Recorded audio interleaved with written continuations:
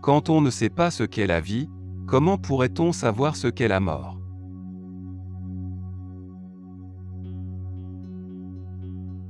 Que l'on s'efforce d'être pleinement humain et il n'y aura plus place pour le mal.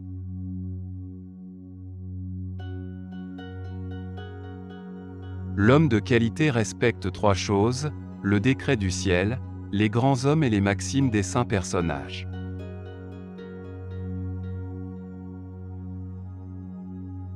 Chercher à plaire aux hommes par des discours étudiés et un extérieur composé est rarement signe de plénitude humaine.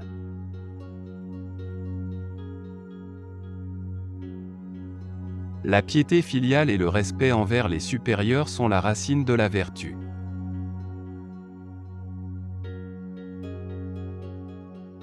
Le peuple sera soumis si vous promouvez des gens droits pour les placer au-dessus des retors, dans le cas contraire, il ne le sera point.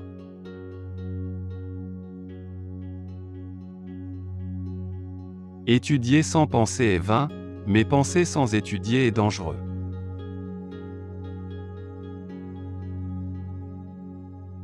L'homme instruit porte en lui des motifs éphémères de joie, l'homme humain a pour lui l'éternité.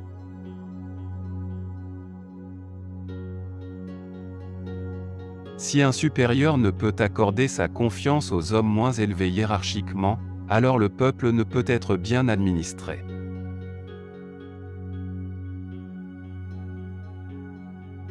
Les seules richesses des gouvernants doivent être la justice et l'équité.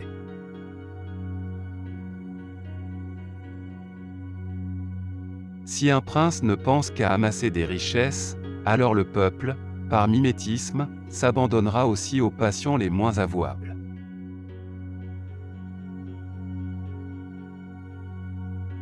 Se retirer du monde, n'être ni vu ni connu des hommes, et n'en éprouver aucune peine, tout cela n'est possible qu'aux sages.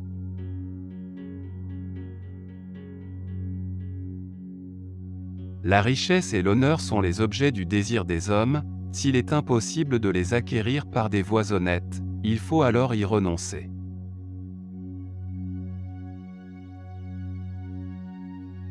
Les richesses agrémentent et rehaussent une maison, la vertu agrémente et rehausse la personne.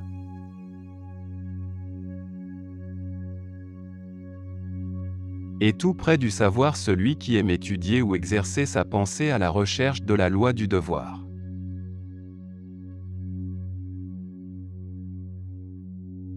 La perfection morale présuppose la grande lumière de l'intelligence.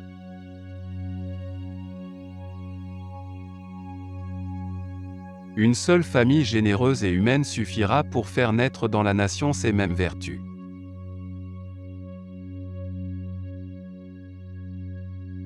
En tirant sur une cible, le but n'est pas de la dépasser, mais de l'atteindre.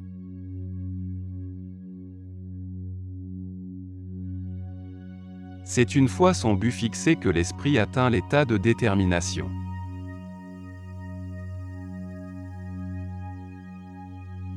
L'homme supérieur porte attention à ses devoirs et vigilance à ses paroles, il aime fréquenter ceux qui ont de droits principes, afin de régler sur eux sa conduite.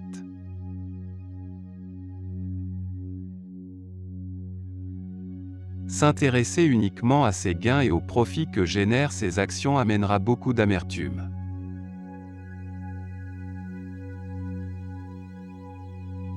L'homme de bien est pur, mais pas prude, droit, mais pas rigide.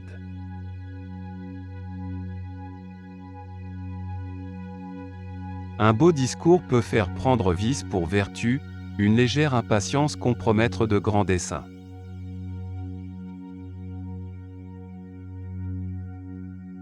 Exige beaucoup de toi-même et peu des autres, c'est le moyen d'écarter toute animosité.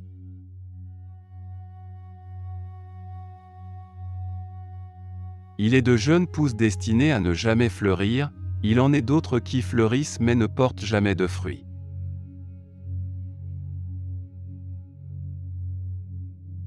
Si tu rencontres un homme de valeur, cherche à lui ressembler. Si tu rencontres un homme médiocre, cherche ses défauts en toi-même.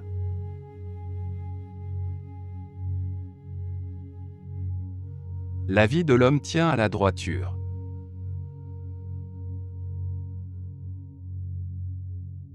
Apprendre, c'est vivre dans la hantise de ne jamais atteindre son but et de perdre ce que l'on a déjà gagné.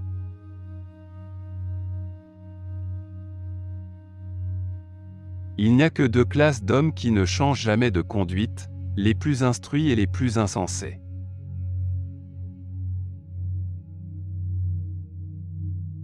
Ne pas se corriger après une faute, c'est laquelle la faute.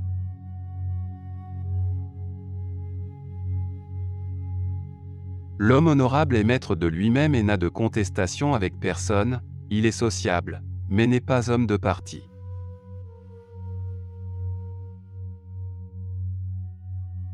L'homme honorable attend tout de lui-même, l'homme de peu attend tout des autres.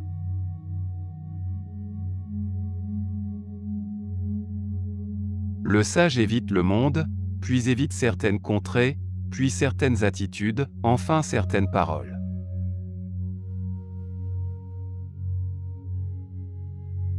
Répondez à l'inimitié par la rectitude, et à la vertu par la vertu.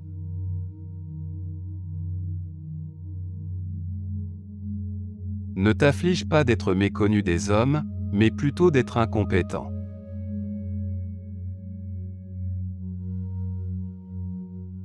Dans la rigueur de l'hiver, on apprécie la vigueur des pins qui demeurent verts.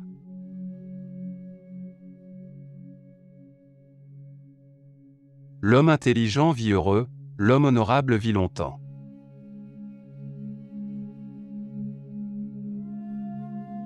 Celui qui le matin a compris les enseignements de la sagesse, le soir peut mourir content.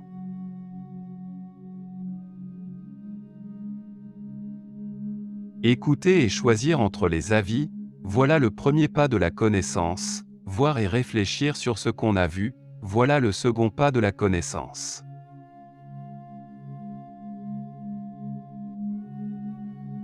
Les principes de conduite étant différents, on ne peut s'aider mutuellement par des conseils.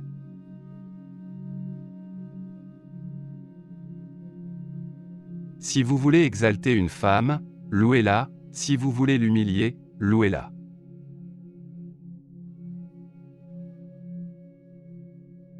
L'homme supérieur aime à être lent dans ses paroles, mais rapide dans ses actions.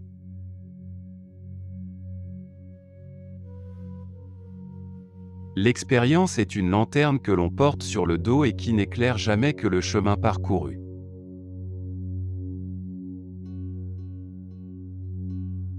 L'homme plus sage apprend des erreurs des autres.